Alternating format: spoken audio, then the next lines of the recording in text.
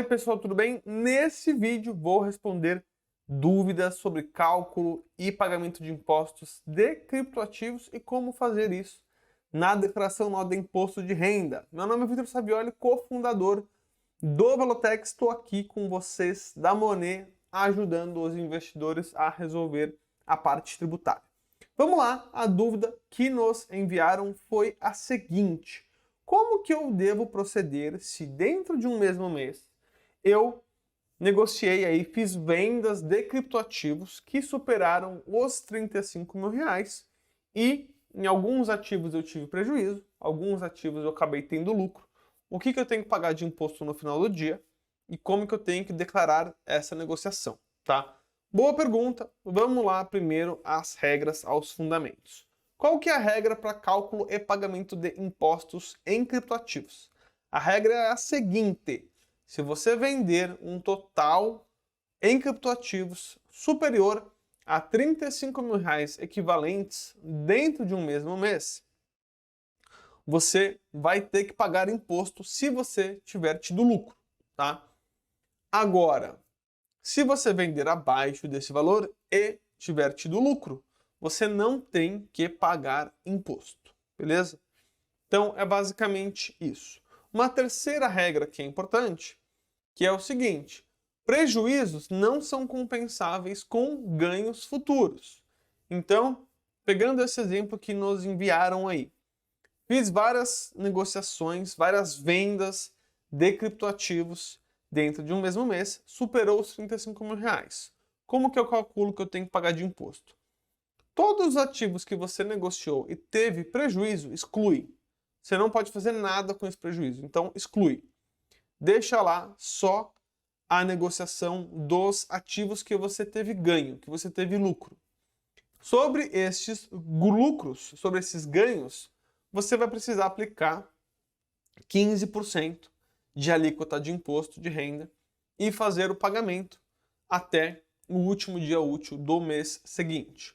Como que você faz o cálculo? Você entra lá no nosso site do Velotex, integra com as exchanges parceiras e aí a gente faz o cálculo automaticamente para você.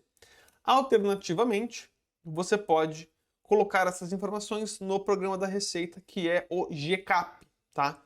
Importante falar que o GCAP sempre é do ano corrente, tá? Então, por exemplo, estamos gravando esse vídeo aqui em 2022.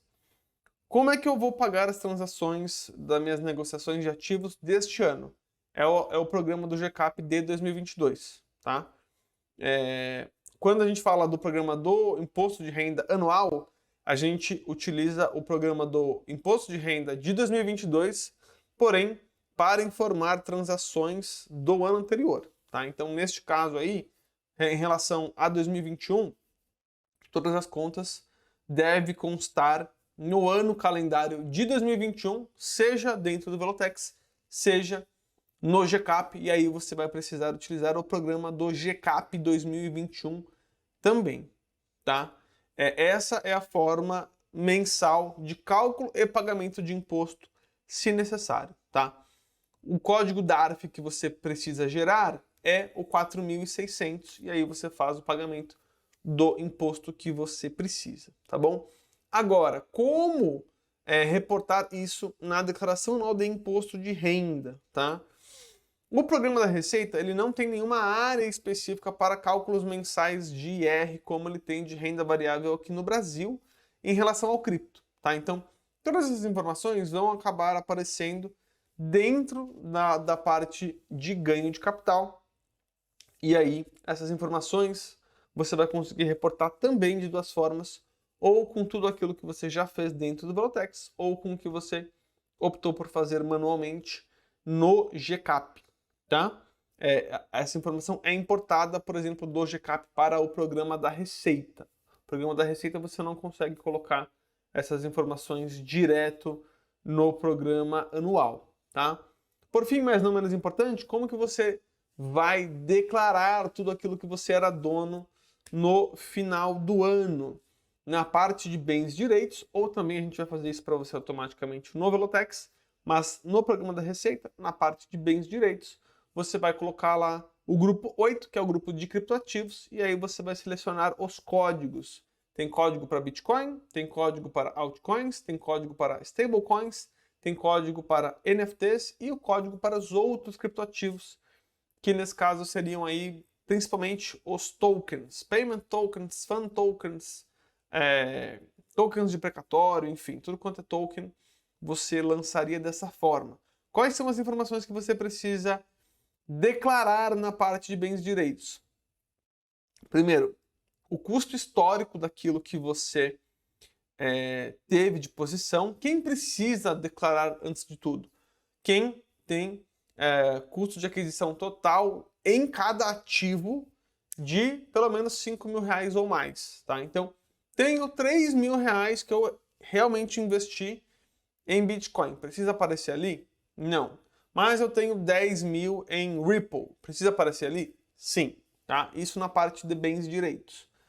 E aí, a Receita quer saber o seu custo de aquisição total, a quantidade que você tem, o seu custo médio, onde que está custodiado, ou onde estava custodiada na virada de um ano para o outro, se era em uma corretora aqui no Brasil, se sim, você vai precisar colocar o CNPJ, se é uma exchange lá fora, coloque o nome, e se era custódia própria, a Receita quer saber que era custódia própria e também qual era a wallet que você utiliza para fazer aí essa custódia dos seus criptoativos, beleza? Essas são as informações necessárias, espero que tenha ajudado. Infelizmente não podemos compensar prejuízos com lucros em criptoativos, porém aguardamos com ansiedade aí a legislação evoluir e quem sabe a gente vai conseguir ter aqui no futuro uma dinâmica em criptoativos da mesma forma que temos com as ações aqui no Brasil.